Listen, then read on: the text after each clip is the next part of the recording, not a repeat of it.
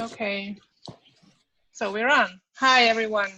Welcome to our webinar on topic 3, learning communities, networked collaborative learning. Today we speak about collaboration in online environments, something you really are experiencing right now in the ONL201 iteration. My name is Miriam Fischer. I'm from Zurich University of Applied Sciences, where I work full-time as an educational developer. And I'm here with Daniel Santos and Gregor Teilmeier from Oldenburg. And I suggest, Daniel and Gregor, that you will introduce yourselves before starting your part of the webinar. That's okay. So I will give you a short introduction to the topic of online collaboration today, and I will not discuss the term in its details, but I'd like to try to connect it back to the notion of literacy. And that's actually the context that I will spend my about 10 minutes now for the term collaboration. And you all know that this 7 elements of digital literacies. I think you met it in the first topic. And you see digital literacies are those capabilities which fit an individual for living, learning, and working in a digital society. So this model of digital literacy shows beyond functional IT skills and describes actually a richer set of digital behaviors and practices and identities. And it's a dynamic field also. So I'd like to cite to you what it means to be digital literate changes over time and across contexts. So digital literacies are essentially a set of academic and professional situated practices supported by diverse and changing technologies. This is the definition by the JISC organization itself, and it can be used as a starting point to explore what key digital literacies are, and in particular in this context of university, college, service, department, subject area, or professional environment. So digital literacy encompasses a range of capabilities represented here as in these 7 elements. And one of them is, on the right, communications and collaboration. You see, this is quite a prominent place for something that is not considered a knowledge or a content, but a skill. Now, another framework that positions collaboration on a skill level is the P21 framework for 21st century learning. And this is actually an initiative or a movement of governmental, academic, nonprofit, and corporate entities in the US who researched the field to define key personal and academic skills and competencies they thought were needed for the current and for the next generation. So the identification and implementation of 21st century skills into education and workplaces began actually in the United States with this P21st skills, where it spread to Canada, United Kingdom, New Zealand, and then over international organizations such as APEC or OECD, also worldwide. Now the 21st century skills comprise abilities, learning dispositions, and you see communication and collaboration here in this orange part on the upper section of this model. Many of these skills are also associated with deeper learning, so which is based on analytic reasoning, complex problem solving, and teamwork. And these skills differ from traditional academic skills in that way that they are not primarily content and knowledge based. And then one of the core parts of this 21st century initiative is the 4C model, which unites 4 core skills or literacies for the 21st century. And you see here critical thinking, communication, and creativity along with collaboration as one of 4 very prominent fields of action. And if we have a little closer look at collaboration, we can see that it covers pretty much every kind of, or every aspect of working together. So even leadership and initiative is listed here. Then of course, cooperation as a, let's say, prerequisite or a requirement for collaboration. You need to be flexible. I think all of you can agree on that. That if with your experience that you have made in your groups, you have to take responsibility and be productive together. You are also, as a team member, responsible for the whole, for your whole collaboration. And of course, it's also needed to collaborate using digital media, especially in times like ours now, where we are practically forced to stay at home and work with the internet. As a team member and collaborating, you have to be responsive. You need to respond and, of course, deliver feedback in a constructive way. So much to collaboration as one of the 4 C's. Then there's a publication that has been just issued these weeks from Ulf Daniel Ehlers, a German researcher.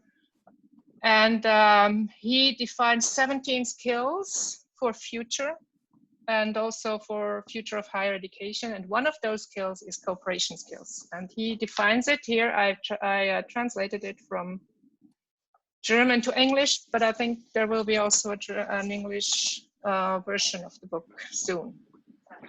And he says that cooperation and, sorry. Someone should turn off his microphone. Thanks. Yeah, I wrote that in the chat, but otherwise, could you please, our host, mute everyone if it doesn't work, that people do it themselves. Okay. Okay, so cooperation skills. Actually, it's also a very interesting part here. And what's really interesting in this definition here is the part to organize cooperation so that existing differences can be transformed into common grounds. I mean, this is really challenging, and I think you experience that as well. This is really the hard part on collaboration. But you see, it is really defined here as part of this cooperation skill. Okay. So on his chart, Ehlers lists, I just want to show you how he lists cooperation. He says cooperation and not collaboration, which is just his, probably his definition of also collaborating. At least I got it like this. So for him, cooperation is a part of social skills. And again, the ability to cooperate in team and have social and intercultural skills at the same time. And then as an object, he defines digital literacy. I think this is also interesting to see it in connection to cooperation. The ability to utilize digital technology in a creative way, and of course for learning, working, and collaboration. Okay. So let's see, that's the last paper I want to show you. That's the OECD paper, The Future We Want. It aims on education 2030, so 10 years from now, what we need. And this is the part that refers to collaboration. And what's interesting here is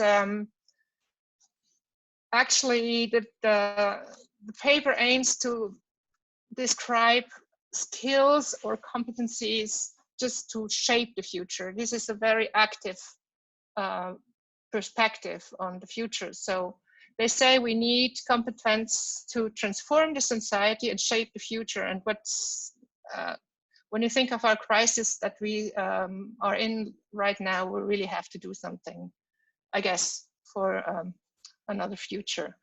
And we need more sustainable development, of course, to develop new products, services, jobs, but also ways of thinking and living and new social models.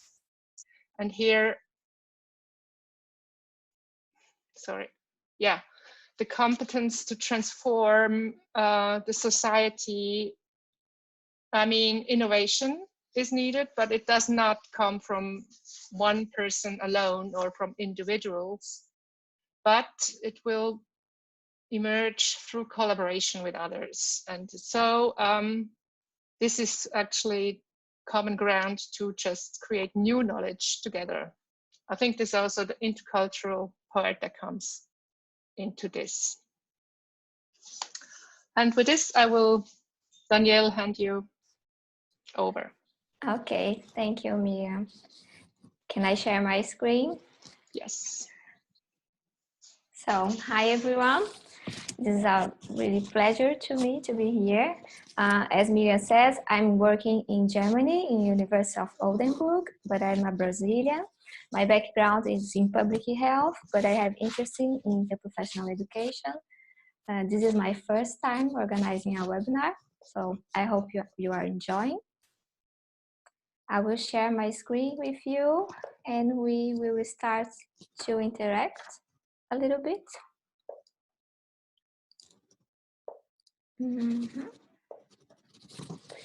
So it's always very important to hear your thoughts about a new theme. So we would like to ask you, how do you know you are collaborating? What are the signs for that? For do that, I will ask you to go to the website menti.com and use the code 994335. You have more than one entry if you wanna. So. Code is also in the chat, the URL and the code, menti.com. Okay, thank you, Gregor.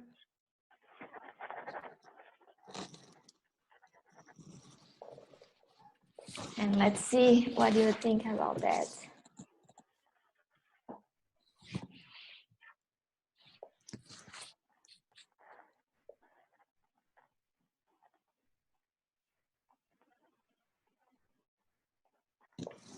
Wow, even take knowledge.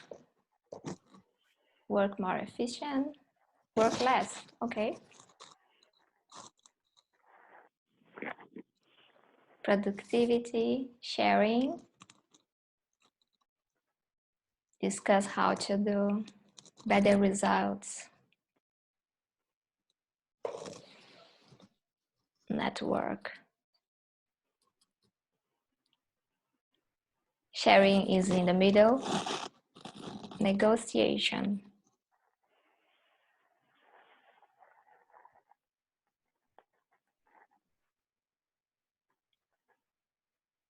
Together.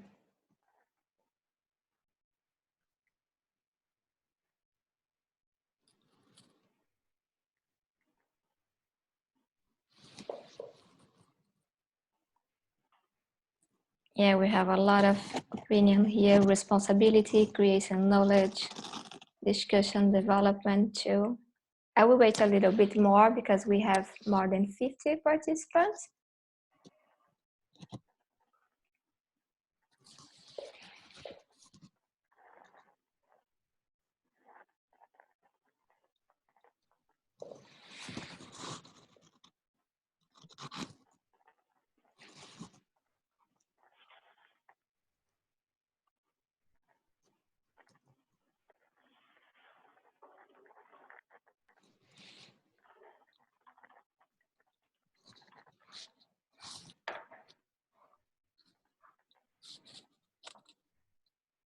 So I guess it's that. Anyone else?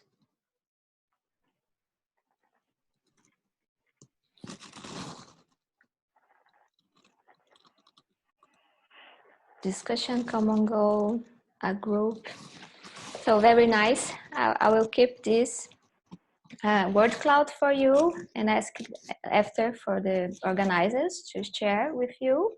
But it's really, really nice to see your thoughts about this. And now we will have some activities in group.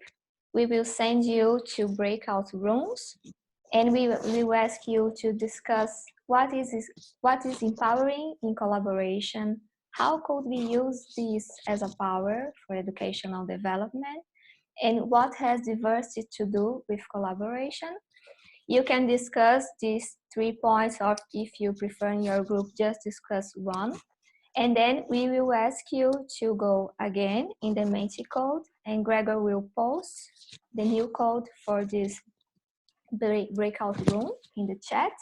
And I will ask you just to write a phrase for your group. It's not necessary every participant to write a phrase, but try to synthesize this in one phrase for that.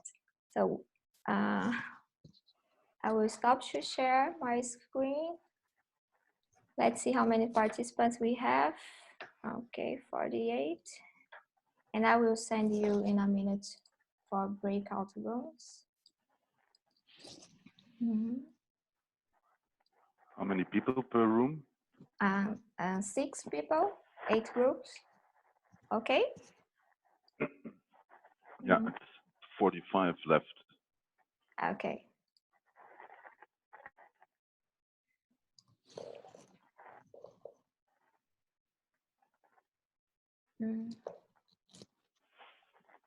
Okay, I invite you to go to the breakout rooms. We will give you 10 minutes and then we will come back here.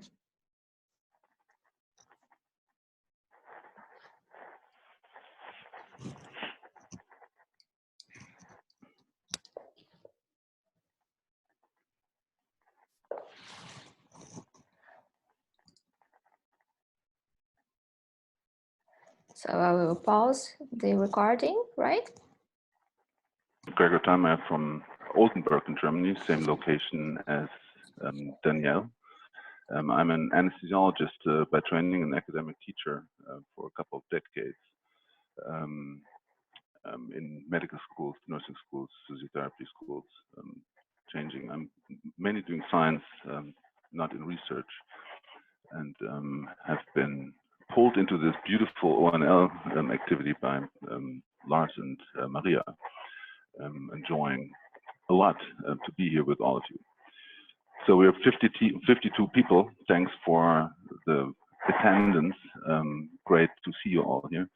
And I will try to tie back in a few slides what we have heard from Miriam in her introduction, but also the results that you generated yourselves in word clouds and polls, back to some of the readings and some additional papers that are relevant for topic 3. And let me share my screen for that purpose. So this is one of the readings in topic 3, and I just want to highlight one of the findings that Capdeferro and Margarita Romero have put forward. It's not one of the largest studies. It's only 40 students from the Open University of Catalonia that enrolled in an e-learning master. That were questions, and the tool was developed for that purpose, formally validated. So it's scientifically speaking, not the most solid data set. But what is interesting is that in that paper, they reproduce more or less what you just produced in your poll. So there's unshared goals and commitment imbalance. And if you think about it, our poll was larger than this paper. Commitment imbalance, unshared goals, communication difficulties are the leading problems and negotiation problems. So those soft skill related activities in groups cause frustration, and the frustration in that course was rather high, with moderate, high, and very high comprising far more than 60%, oh, to be precise, 70% of the people asked. So there is sources of frustration with collaborative learning, and those result mostly from team dysfunctions or group dysfunctions based on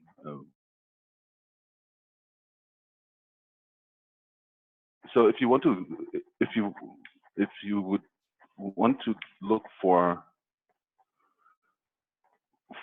good teams, you also want to look for good team leaders. Can you hear the sound? Yes. Now I'm in charge, so I can create this kind of spirit. So that's what I do. I want to be comfortable in the group. I actually restart this. I always only thought about what kind of group I want to be part of. So now I'm in charge, so I can create this kind of spirit. So that's what I do. I want to be comfortable in the group. Actually, with my players, I'm not a selfish person, but that I'm that close with my players is a bit selfish, to be honest, because I like that, to be that close with players. I described it, I think, one time like I'm their friend, but I'm not the best friend of my players. So I cannot do what they want, always. But if it's possible, I like to do it. So that's how it is. It's really, for me, I love football more than all the other sports because it's a team sport, because you make each other better. You can be an average player, you still can play in a very good football team because of the other boys, and you can help with your average skills in a football team. So that's really cool. That's what I love most. So I think it's not difficult to build a proper team together. But let me get my.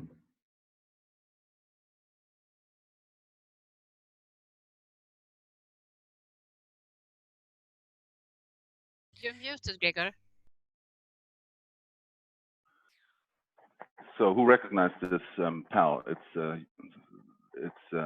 Kloppo, the manager of Liverpool, stating his opinion on how to form teams, and he puts forward a lot of emotional values, and even says that an average player can contribute largely to an excellent team if the team functions well. And I guess even if soccer is not, or football is not exactly an online activity, the team dynamics are very similar. So what I've been trying to look for, and I'll ask you to follow me in that thought, is that we can look at group dynamics in online teams just as in offline teams, as far as it comes to group formation. This is taken from a teaching video from Stanford University medical faculty, and they promote a circle of open communication to achieve synergy in groups. And I will go through the circle. It's essentially lent from continuous improvement strategies by putting together these steps in decision making and group work, inquiry, suggestion, and body language. And if you don't try to achieve that goal or that chemistry in your group, it could lead to long and unconstructive discussions. And then you should, they say, respond, probe, comment, and challenge in the ideas that have been generated by the group, because otherwise you may follow ideas through that are not well thought out or not our shared goals thing. It should resolve conflicts in the team to avoid animosity and hesitancy to inquire in the future, and then make a decision because the failure leads to misunderstandings, confusion, and impatience. And then you should look back and observe, critique whatever you have decided to learn from mistakes and successes. That's also true for teaching and learning, and then opt for alternatives. But what the key really is respect and appreciate each other's powers. That's the diversity and competency that I've been talking about earlier. And at the core of this is trust in each other. So this chemistry is also true, as we just saw in your poll, and also in your in the Captafaro data, is necessary to form a successful group. So we just need emotions in groups and teams, and that's also true online. And one of the questions that people keep asking, even in these COVID-19 times, where even private social contacts are realized through video, my friends keep asking me, yeah, but how is that emotion? How does it feel to meet online and to write? And my conviction is that emotion is transferable and relevant in online interactions, very similarly to emotions in real life. And I want to share one paper with you that was published in PLOS ONE some time ago, and there they examined essentially chat threads from blogs, Dig and BBC forums.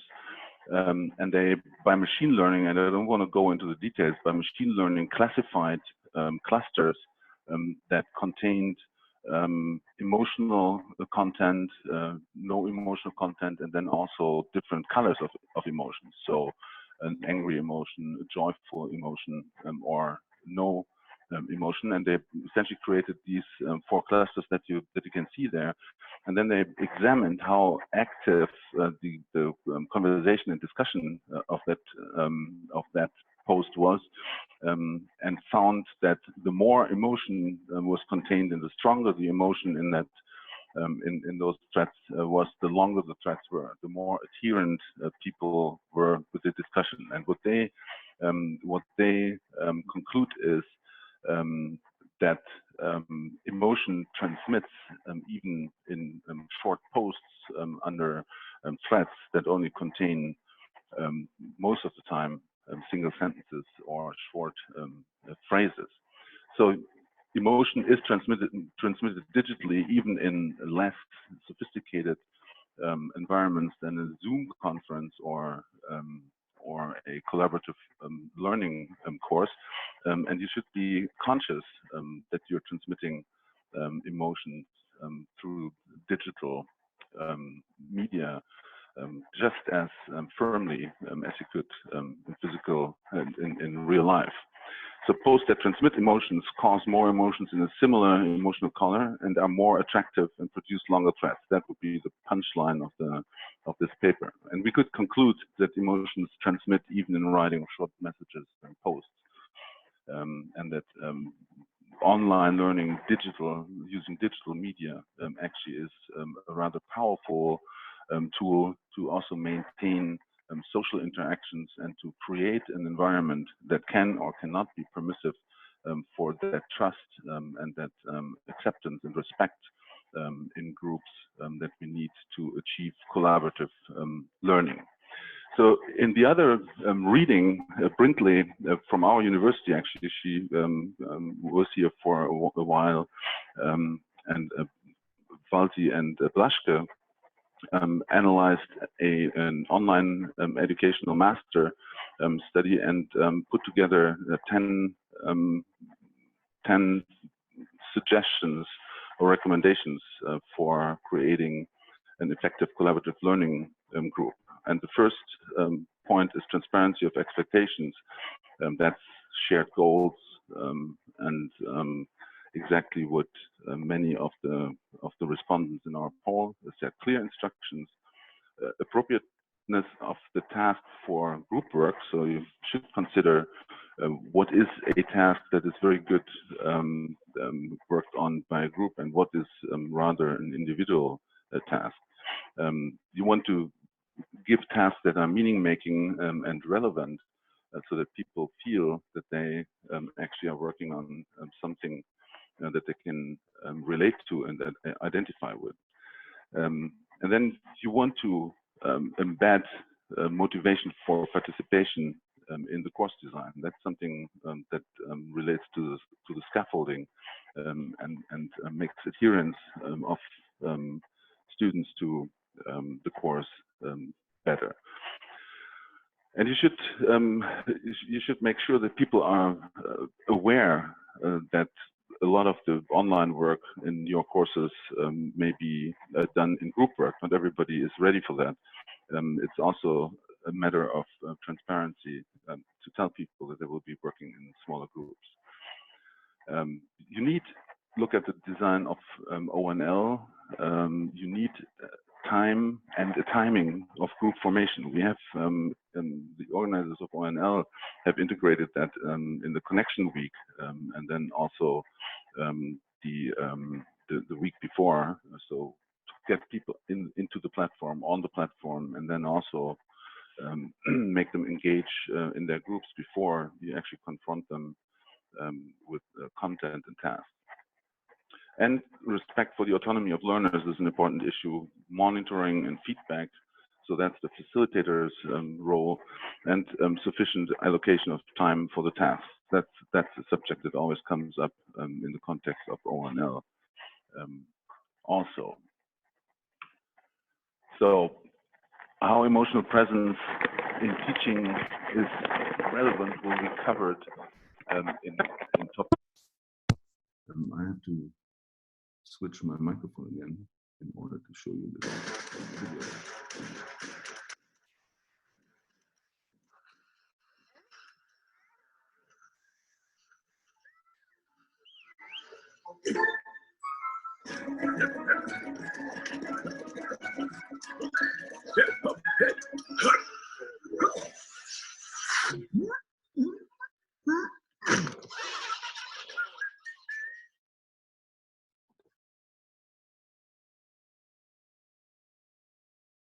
Can sum up to more than its parts if you make the group work well. And we will be at the end of our presentation, and thank you very much for your participation. I'll stop sharing. Thank you.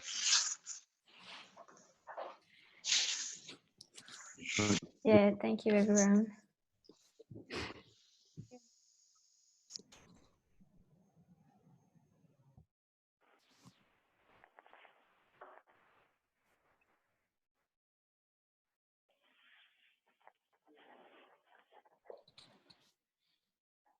So, see you for the next tweet chat. Next Thursday, we'll be having a tweet chat on this very subject. So we hope to see many of you there. 52 would be good. That's a good figure. Thank you. Thank you. Yeah. Thank you very much all for being here. Thank you. Results from online learners. Difficulties on the duty is also a matter of the duty is an easy one. Frustration would be little to nothing. Yeah, that's true, Osman. I agree. It's a small study, but I mean the polls that we do here in the ONL course always result in the exact same message. It's really very reproducible. Sure. Well, my point is, we sometimes. Well, my point is, we sometimes analyze statistics, data, and get some results. And I wonder, you have the statistical results or just the, solid results, whatever they are. Your question is the relevance of the conclusions? Yeah. Danielle, do you want to close the recording or should we? I will close.